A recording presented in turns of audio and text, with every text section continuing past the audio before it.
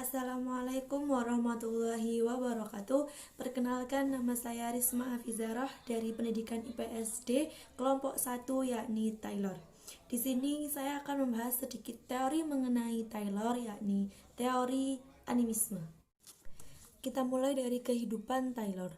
Taylor lahir pada tahun 1832 dan wafat pada tahun 1917. Teorinya dikenal dengan teori animisme.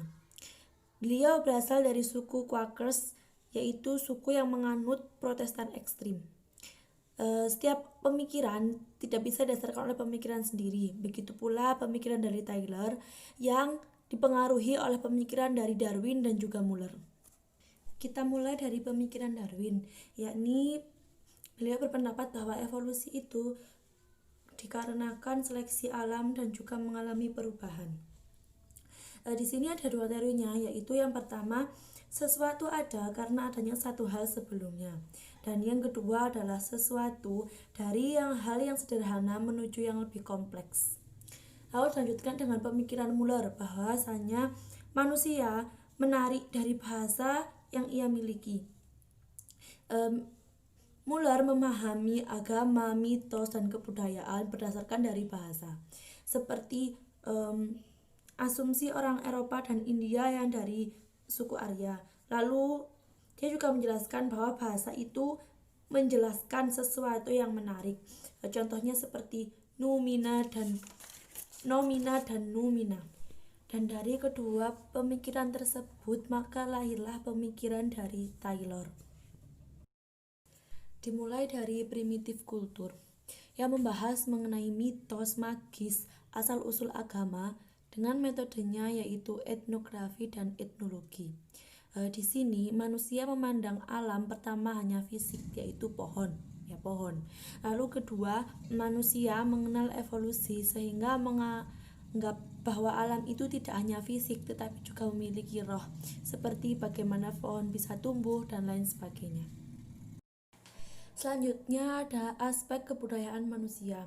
Aspek kebudayaan manusia berbasis pada rasional pemikiran dan evolusi sosial yang membahas mengenai magis dan mitos. Di sini mitos contohnya dalam beberapa kasus Taylor juga setuju dengan pemikiran dari Muller yang menyebutkan bahwa di mana mitos itu lahir dari pengaruh bahasa.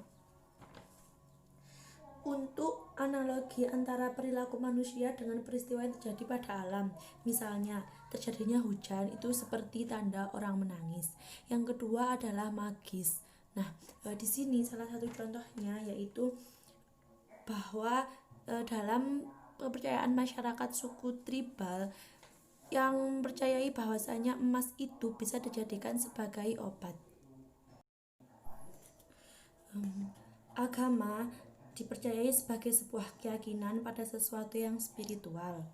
Nah, di sini setiap agama memiliki esensi yang sama, yakni percaya pada sesuatu yang hidup dan punya kekuatan yang ada di balik segala sesuatu tersebut. Awal dari agama dulu adalah masyarakat primitif yang mempercayai bahwa semua kehidupan itu disebabkan oleh adanya roh. Lalu berkembang dari alam yang dipandang hanya fisik menjadi fisik dan roh. Manusia pun begitu, yang dipandang jadi hanya body atau fisik menjadi fisik dan jiwa. Nah, selanjutnya agama juga mengalami perkembangan. Yang pertama dari kepercayaan primitif, lalu animisme, politisme hingga sampai pada monoteisme. Masyarakat primitif mempunyai teori sederhana di sini bahwa setiap kehidupan disebabkan oleh roh. Itu adalah prinsip dari spiritual, sedangkan animisme percaya pada hal-hal yang spiritual. Nah, Taylor juga mengatakan bahwa setiap peradaban akan mencapai atau menuju masa dari akhir animisme, yakni masa di mana ia mempercayai pada satu Tuhan, yaitu monoteisme. Pemikiran terakhir dari Taylor mengatakan bahwa animisme adalah pemikiran kanak-kanak yang saat ia beranjak dewasa maka ia akan meninggalkan tersebut. Begitu pula dengan perkembangan kepercayaan yang ada. Animisme dimaksudkan adalah pemikiran anak-anak di mana ia akan mengalami perkembangan sesuai dengan peradaban dan pemikiran manusia yang beranjak dewasa sehingga animisme ditinggalkan. Mungkin sekian dari saya, kurang lebihnya mohon maaf. Saya akhiri. Wassalamualaikum warahmatullahi wabarakatuh.